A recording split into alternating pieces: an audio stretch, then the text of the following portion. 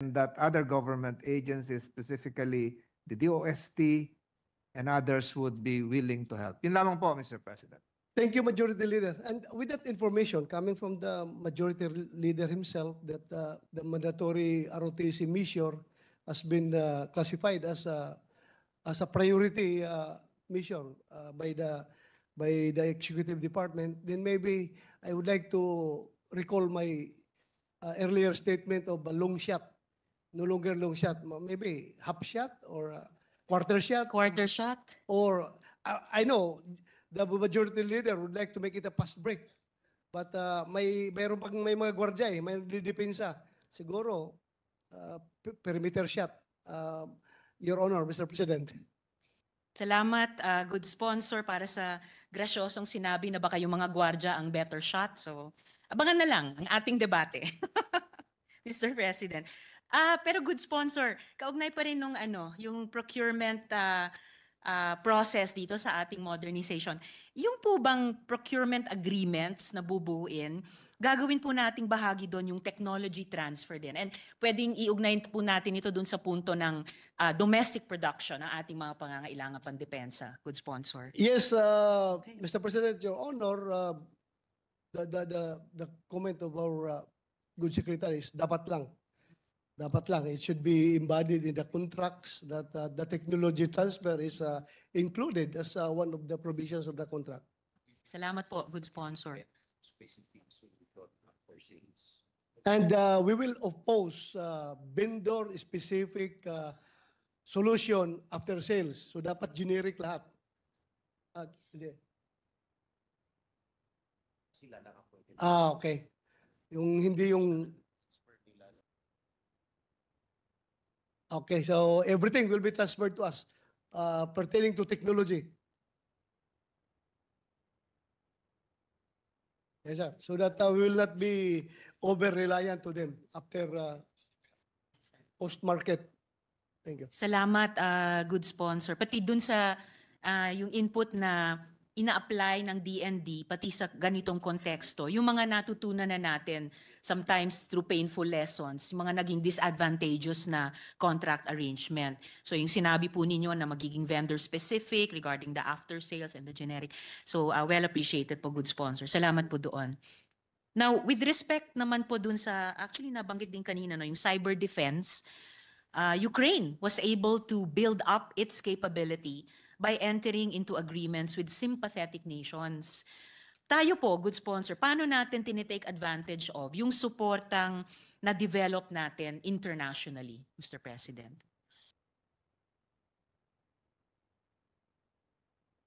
Secure arrangements. We are now entering into a secure arrangement. Choosing several countries we are engaging. We are choosing several countries we are engaging right now.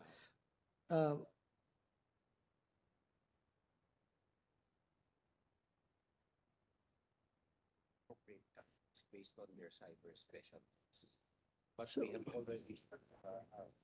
will already be signing the General Secrecy of Military Information Agreement with the US, which will allow us access to real-time information and higher capabilities. So we are now in the process of making arrangements with the US.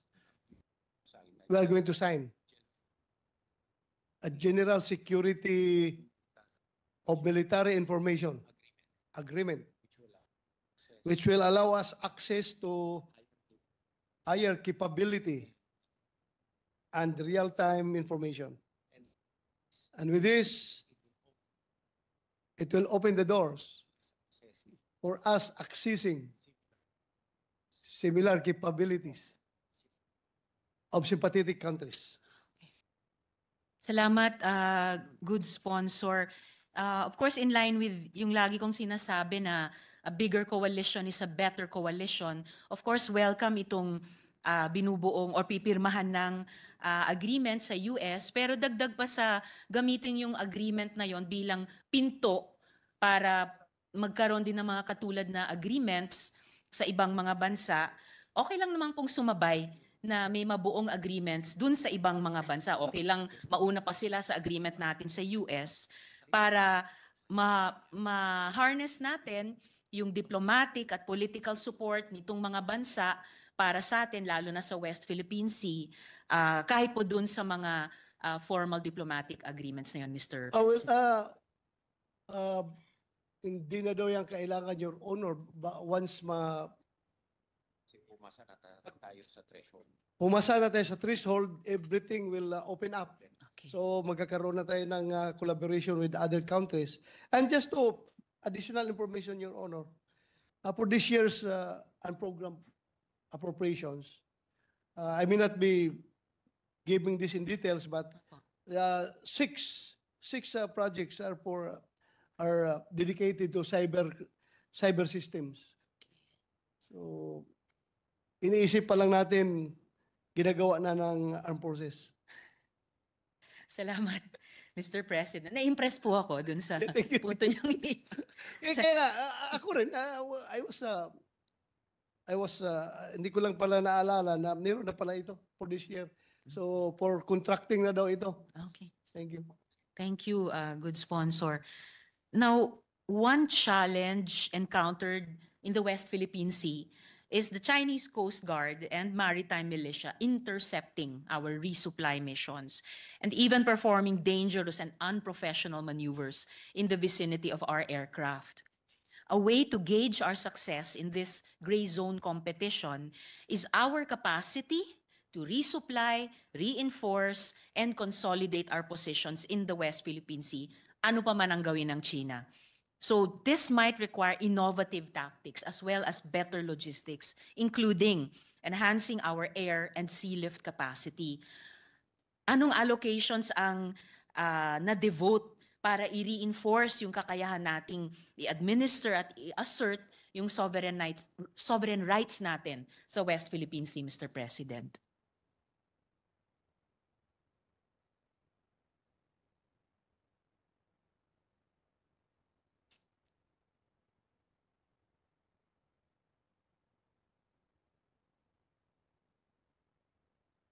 Firstly, Your Honor, Para sa resupply. we have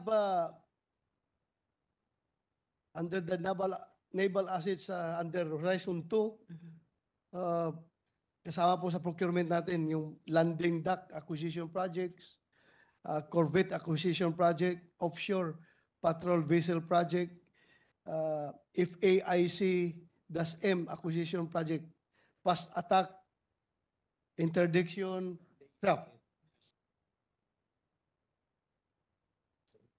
C-130J. Sa air naman, we have acquisition of C-130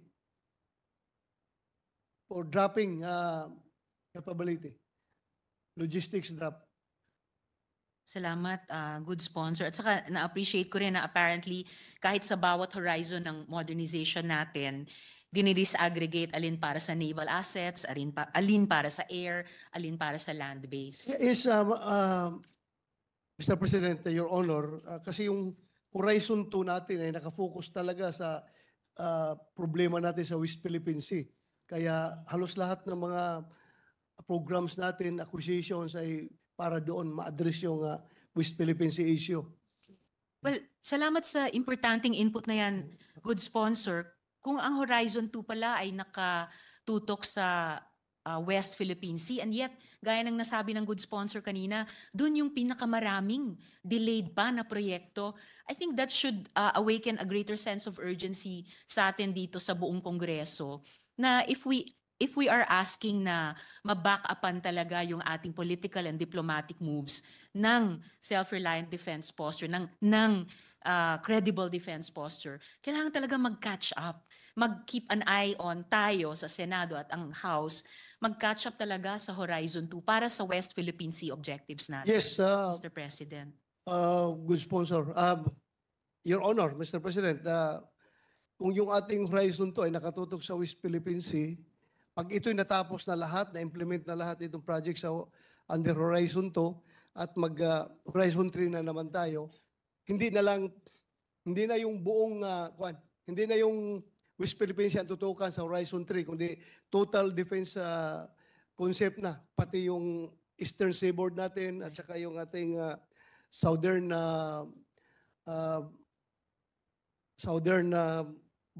tawag yan? Backdoor. Backdoor, southern backdoor. Apo. Kasama na dyan sa Horizon 3. Tama po kayo, Mr. President. Pati bate nga dun sa sinabi ninyong kaninang CADC o Comprehensive Archipelagic Defense Concept. And actually, kaugnay din po ng kapapasalang bilang batas na maritime zones na batas, no? Isa sa mga sponsor ng Good Majority Leader. And kaugnay din po dito sa pagdi-disaggregate nung spending natin per horizon dito sa modernization.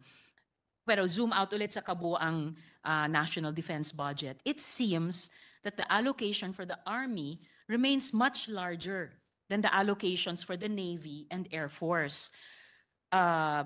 Service branches which will probably be of utmost importance as we pivot towards external defense.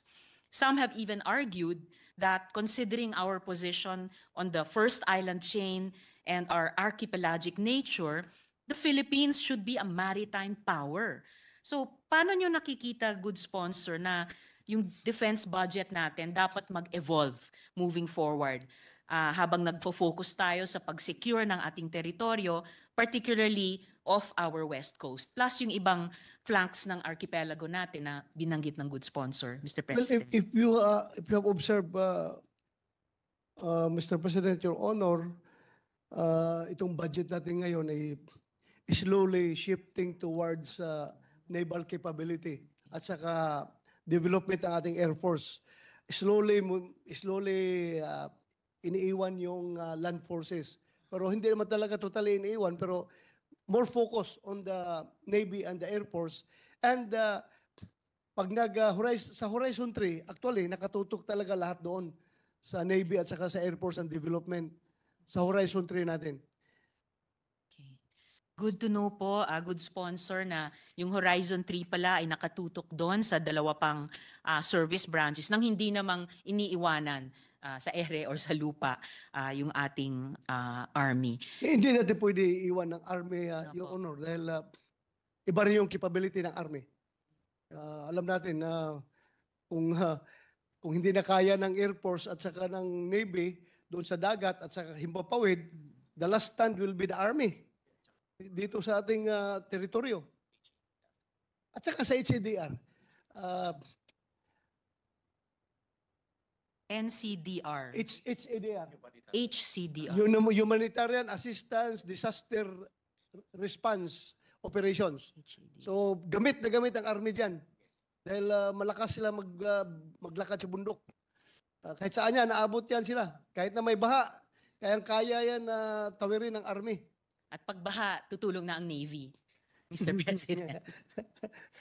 Salamat po, good sponsor. Yeah, thank you. Finally, huling tanong ko po para sa interpellation ko ngayong hapon.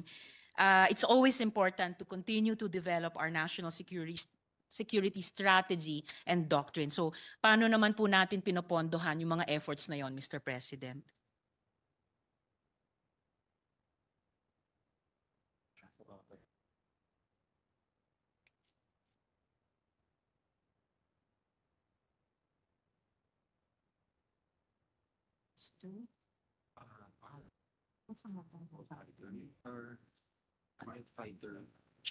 Kasi So, to perform is money. Mr. President, Your Honor, we have filed DND transformation bill Ah. that would incapacitate DND to engage, to capacitate. Bisaya sa Bisaya. Bisaya. Capacitate. That would capacitate the DND to engage in strategic planning Diplomacy, and other strategic functions and defense, like defense diplomacy. like defense diplomacy.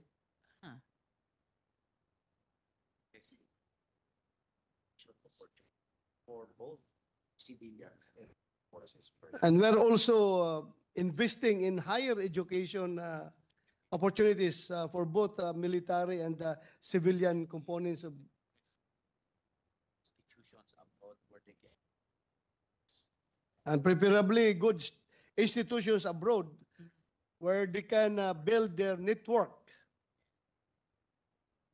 And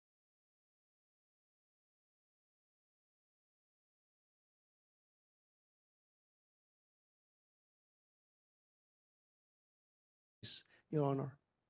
Salamat, good sponsor. It's good to know na habang patuloy nating sinusubaybayan at sinusubukang suportahan yung AFP modernization program that has captured the public imagination in the last few years, sabay na may self-transformation process din pala yung DND and encapsulated pa sa isang panukalang batas. I think that will make very interesting deliberations dito sa Senado, almost as interesting as sa mandatory ROTC bill, Mr. President. Pero maganda no na patuloy yung self-development ng department para sa further capacitation. And gano'n, no? Mukhang nagde-develop parati ng mga bagong konsepto. Pati itong kanina yung napag-usapan natin, Mr. President, yung CADC at yung iba pa. At ngayon, pati sa department, meron pala silang sinasabing defense diplomacy. So magandang complementation sa DFA, then sa political branches ng gobyerno, and then sila naman bilang bahagi sa defense at saka sa military. And of course, all support also dun sa higher education opportunities na gusto nating ma-generate. Huling, Pero pa, yes, Your Mr. Honor, President. pang another concept, women and peace and security, WPS, and gender advocacy. Maraming salamat, Mr. President. Buti naman, humabol na ang DND at AFP sa UN resolution tungkol sa women, peace, and security, saka yung advocacies ng ating Women in Nation Building Act. So, more power doon din sa mga initiatives na yon sa loob ng department at ng ating armed forces. Huling follow-up na lang pala, Mr. President, good sponsor, particular sa Air Force. Kailan daw madidesisyonan yung tungkol sa multi-role fighter? F-16 ba? Swedish Gripen ba? Kung pwede nyo pong ma-update in open hearing, Mr. President. It depends sa proposal na isa-submit sa DND na kasama ang financing package. Okay. So All right. Fair enough. we cannot maganda sana mag-ambisyon talaga ng pinakamaganda kung mayroon tayong kung kaya natin, pero yun nga, depende daw sa finance package. Maraming salamat, good sponsor. Basta we will just continue to do our best Thank you. every year. Pagtsatsagaan po natin kasi alam natin strategic po talaga ito para sa ating bansa. So dagang salamat. Maraming salamat, Mr. President, and to the whole DND AFP family. Thank you, Your Honor, Mr. President. Salamat. Majority Leader.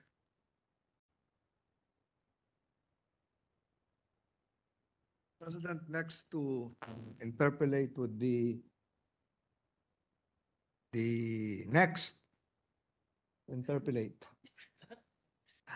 The Honorable Nancy Binay. I move that she be recognized. Recognize the mayoral candidate of Makati, Senator Nancy Binay. Thank Nancy, you. go ahead. Next. Thank you, Mr. President. Thank you, Mr. President.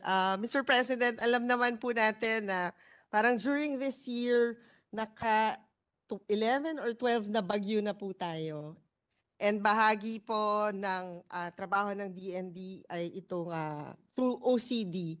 Can we just get an update kung magkano na ho yung damages caused by specifically by typhoons that passed our country during this year?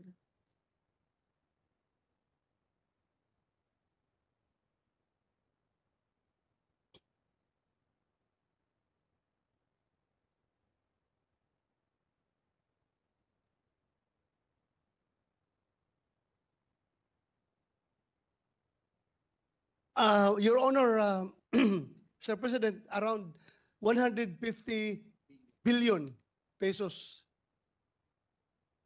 And in fact, Mr. President, I think this morning, the President made an announcement na ubus na po ata yung NDREAM Fund. And as of this morning, mukhang may 3 bagyo pa ata na 2 more na padating na I think yung isa ho sobrang lakas kasi ang pangalan ho ay Pipito. Sobrang lakas ng hangin. Parang sobrang malakas ho yung bagyo na yon. Mahangin, Mr. Dahil President. Pipito ho ang pangalan ng ating bagyo. So siguro, Mr. President, I would like to know in terms of equipment, gaano kahanda na ho tayo for disaster rescue operations? Like at the moment, meron ho ba tayong helicopters that can rescue people? For example, nung nabaha ho yung Marikina, may mga kababayan ho tayo na nasa bubong. Na the only way to rescue them was para either through rubber boats or yung chopper na i-airlift sila. Meron ho ba tayong ganong capability? Mr. President, Your Honor, we have, your armed forces is it's ADR ready armed forces. So we have 4 rescue helicopters. And yung sa C-130 naman po, nung time ho na tumama ang Yolanda, parang 2 lang ata at that moment. But ngayon ho, ilan ho yung C-130 natin? Right now, we have 4 C-130 aircraft. And for next year, how much are we spending to procure more, ano ba to, parang all-weather equipment, whether it's a helicopter or an airplane or a boat? Meron ho ba sa budget niyo for next year?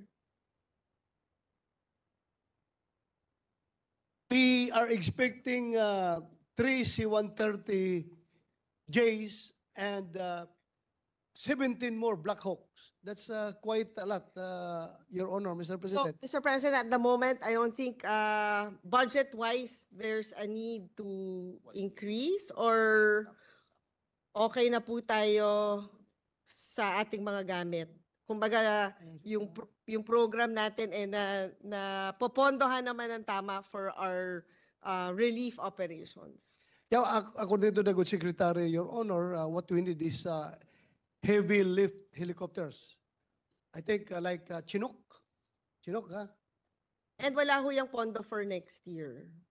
So far, wala Wala pa. pa. Siguro, well, at the proper time, Mr. President, siguro during the period of amendment, we could set a budget for ganitong equipment, Mr. President. Kasi parang lumalabas because of climate change, ang problema natin sa palakas ang mga bagyo ngayon. In fact, as of the moment, sa Santa Ana, Cagayan, parang signal number 5 na. Ngayon, signal number 5 na. And meron pang 2 padating. So yun lang po, Mr. President. Maraming salamat po. Thank you, Your Honor, Mr. President. Salamat. Majority Leader. President, next to express his full support, manifest the same is none other than our former Senate President, Senator Mig Zubiri.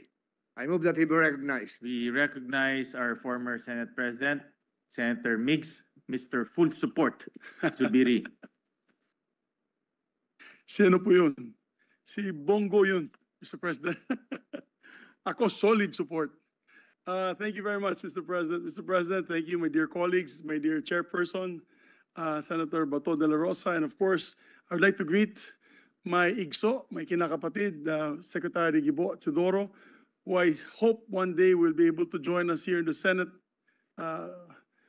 We are bereft of legal luminaries, especially that Senator Coco Pimentel is going to retire. We need another top-notcher in the Senate, hopefully in the future.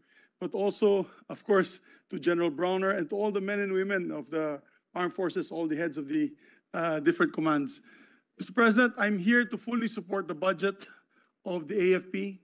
It was during our time as Senate President where we increased the budget over and beyond that was given to them by the NEP. We increased it by almost 10 billion, if I'm not mistaken, together with the Coast Guard ships that we ordered for them. We're very proud of that. I'm very proud of that. It even cost me my position kasi ang sabi daw nila, nabukulan daw kayo ni Mig Subiri. Hindi po bukol yun.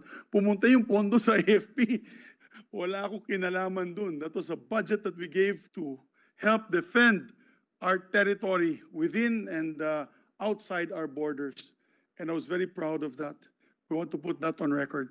So any move, Mr. President, that this chamber would propose to add to the budget of the DND, we will fully and solidly support. We need to support our troops from all the services, Your Honor, Mr. President. We, as I always say during the CA hearings, that whenever we approve the appointments of the ad interim appointments of all the soldiers, generals, colonels in the armed services, we always say that we are enjoying this democracy that we have today. The discourse that we have in this very chamber is due to the men and women of the armed forces. We cannot do this without you, gentlemen. There would be chaos in our country. That's why I have my full respect and salute to all of these gentlemen and women of the armed forces. So, Mr. President, yun lamang po. I wasn't supposed to come here today, but I saw the schedule, DND, so I rushed to the Senate to be able to catch up with these men and women. I had to make that manifestation of my solid support to the armed services, armed forces of the Philippines. Mabuhay po sila, Mr. President, at thank you for the service that you give to the country. Thank you very much, gentlemen. Maraming salamat po. Thank you, Senator Mig Subiri, Republican.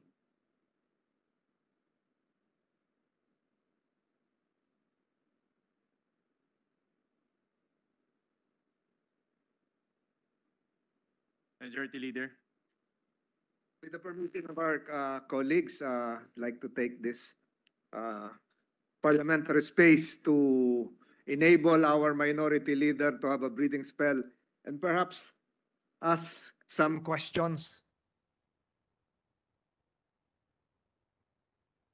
Not really questions, Mr. President, but some clarificatory policy directions, Mr. President. Mr. President, within the next few weeks, we will be approving on third reading, and I hope the defense establishment would take notice of this, Senate Bill 2804. 2804, it has been approved on second reading. It will now be approved on third reading.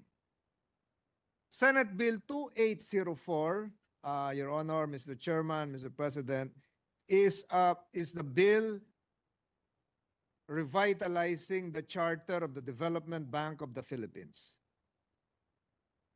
My proposal, Mr. President, and the chairman is aware of this, is that Senate Bill number 2804 should be read in conjunction with the newly passed Republic Act 12009, which is the new procurement law, which amended Republic Act 9184. Why am I saying this? Mr. President, if Senate Bill 2804 is passed into law, and it will be passed for sure, it will have an implication on an existing law, which is a byproduct of an old Development Bank of the Philippines charter. And I'm now referring to the Development Bank of the Philippines Leasing Corporation. Why am I saying this, Mr. President? It's because under the new procurement law, which the 19th Congress passed, it now allows the leasing of movable properties. And if my old civil law class would serve me right, if I'm also refreshing the memory of our compañero here, Secretary Gibo Teodoro, movable properties would include not just your personal properties, but even vessels. And these are policy directions. Probably I just want to have this spread into the records, Mr. President, not an outright answer coming from our good chair, but perhaps opening the minds of the defense establishments that beyond Horizon 3, or even in conjunction with Horizon 3 and even Horizon 2, there is the possibility of LEASE. And that is the possibility of leasing aircrafts and even vessels, which is allowed by existing laws and which would be highlighted and underscored by the new law, which will be approved by the Congress in a few weeks' time. That is Senate Bill 2804, the new DBP Charter. Ano pong ibig ko sabihin?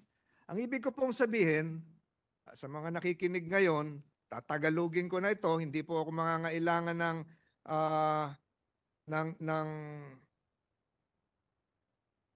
malalim na pangungusap, maging ang Development Bank of the Philippines ay merong DBP Maritime Leasing Corporation ngayon. Ang ibig ko pong sabihin, I was just given a note, Mr. Chair. I stand corrected. Senate Bill number 2804 has been approved on third reading. So it is now a law. Siguro signing na lang. Pending in the House of Representatives. So I must have been out of the session hall o nakalimutan ko ito dahil sa puyat na, Mr. President. So, Busy ka lang masyado, Mr. President, as a majority leader. yes, Sobrang busy lang. nalipong na Thank sa you. Bisaya. So, why am I saying this? I'm saying this because I want to reopen the minds of our defense establishments that leasing is more cost-effective for military procurement than outright purchase. It will involve lower initial investment. Leasing reduces the upfront capital expenditure. It will allow flexibility and rapid upgrades. Leasing allows the military to access and use newer and specialized equipment without committing to long-term ownership. Leasing will involve reduced maintenance costs, lower depreciation risk, enhanced operational budgeting. Simplihan ko na lang po, Mr. President, na yung sa mga pupunta sa ibang lugar ay mas mura pong mag-grab kaysa bumili ng kotse.